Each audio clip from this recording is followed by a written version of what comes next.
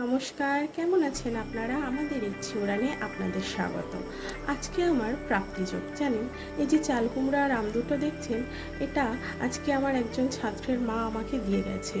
ওর মা অনেক দূর থেকে সাইকেল চালিয়ে ছেলেটিকে পড়তে দিয়ে যায়। জানেন, কতটা আন্তরিকতা থাকলে তবে এটা সম্ভব। তো এই আম দুটো পেয়ে আমার থেকে মাহি অনেক বেশি খুশি এবং ওই আম দুটো পেয়ে কবিতা বলতে শুরু করেছে। ওরই টেক্সট বুকের একটি কবিতা শুনুন।